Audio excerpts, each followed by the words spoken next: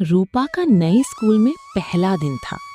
उसके दिल में हल्का सा डर और चेहरे पर साफ घबराहट झलक रही थी। स्कूल के अंदर जाते ही उसकी क्लास टीचर उसे उसकी कक्षा में ले गई और पूरे क्लास के बच्चों से उसका परिचय कराया। रूपा चुपचाप जाकर एक बेंच पर अकेले बैठ गई। पूरी कक्षा के बच्चे उसे ही देख रहे थे, लेकिन रूपा को उनसे बात करने में बहुत झिझक और शर्म महसूस हो रही थी। कक्षा के बच्चे रूपा से बात करने की कोशिश करते हैं, लेकिन रूपा चुपचाप रहती है और खुद में ही सिमटी रहती है। कक्षा के बच्चों को लगने लगा कि रूपा एक घमंडी लड़की है जो किसी से बात करना ही नहीं चाहती। कुछ समय बाद क्लास टीचर आती हैं और कहती हैं, बच्चों, कल हम सब पिकनिक पर जाने वाले हैं। ये सुनते ही पूरी कक्षा खुशी से झूम उठती है और तालियां बजाने लगती है। कक्षा की कुछ लड़कियां आपस में बात करने लगती हैं, कल बहुत मजा आएगा। तभी उनमें से एक लड़की धीमे से कहती है, क्या वो घमंडी रूपा भी आएगी? अगले दिन स्कूल की सभी बच्चे स्कूल बस में बैठकर पिकनिक के लिए निकल पड़ते हैं। बस में बैठे सभी बच्चे बहुत खुश और उत्साहित थे। उनकी हंसी और शोर पूरे माहौल को खुशनुमा बना रहा था।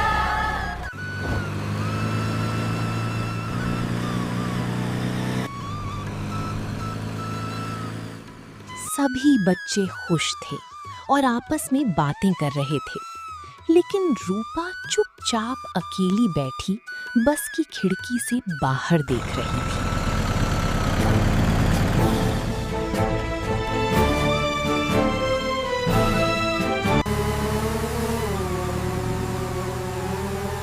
बस सुनसान रास्तों से होते हुए जंगल के बीचों बीच पहुंच जाती है।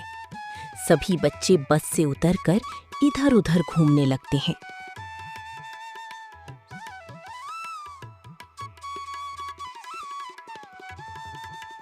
जंगल का नजारा बेहद खूबसूरत था। वहीं पास में एक बड़ा सा शांत झील भी था, जिसकी लहरें धीरे धीरे बह रही थीं। सभी बच्चे अपने अपने घर से लाए हुए टिफिन खाने लगते हैं और साथ ही जंगल घूमने का प्लान बनाने लगते हैं। सबके चेहरे पर खुशी साफ झलक रही थी। टिफिन खाने के बाद सभी बच्चे दो झुंडों में बंटकर जंगल घूमने निकल पड़ते हैं और टीचर भी आसपास के नज़ारों का आनंद लेने लगती हैं। जंगल बहुत घना था और बेहद खूबसूरत भी। रूपा अकेले ही जंगल में घूमने लगती है। उसे अकेले रहना अच्छा लगता था। जंगल में खिले खूबसूरत फूलों को वो मंत्रमुग्ध होकर निहार रही थी। तभी एक लड़की, जिसका नाम सोनी था, अपने दोस्तों से बिछड़ जाती है और अकेली ही झील के किनारे घूमने लगती है। झील के किनारे चलते चलते वो अचानक फिसल जाती है और सीधे झील में जा गिरती है।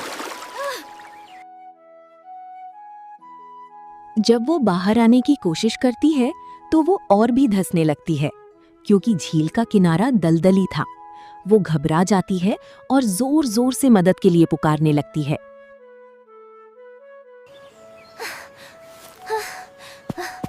तभी सोनी की पुकार रूपा सुन लेती है। वो घबराकर तुरंत आवाज की दिशा में दौड़ पड़ती है।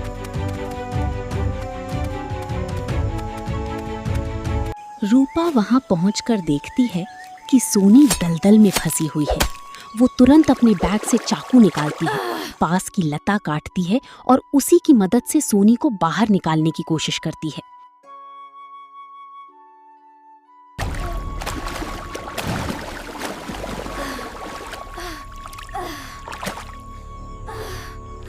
सोनी के घबरा जाने के कारण रूपा को उसे खींचने में बहुत परेशानी होती है। वो पूरी ताकत लगाकर उसे बाहर निकालने की कोशिश करती है और जी जान से उसे अपनी ओर खींचती है। आखिरकार रूपा सोनी को बाहर निकाल लेती है। दोनों बहुत थक चुकी थी और वहीं बैठकर गहरी सांस लेने लगती हैं। दोनों साथ साथ उस दलदली जगह से निकलकर वापस पिकनिक वाली जगह पर आ जाती हैं। ये खबर पूरे जंगल में फैल जाती है। सभी टीचर घबराकर पिकनिक वाली जगह की ओर दौड़ पड़ते हैं और सारे छात्र भी जल्दी जल्दी वहीं पहुंचने लगते हैं। सबके चेहरे पर चिंता और घबराहट साफ दिखाई दे रही थी। सभी टीचर और छात्र रूपा के साहस की जमकर तारीफ करते हैं और तालियां बजाने लगते हैं। उसी की वजह से सोनी सुरक्षित थी। वे सभी छात्र जो पहले रूपा को घमंडी कहते थे, अब उससे माफी मांगते हैं और कहते हैं, अब हम तुम्हें घमंडी नहीं बल्कि शर्मीली रूपा कहेंगे। अगर आपको ये कहानी अच्छी लगी हो तो इसे लाइक करें और हमारे चैनल को सब्सक्राइब करें। ऐसी ही और नई कहानियों के लिए जुड़े रहें।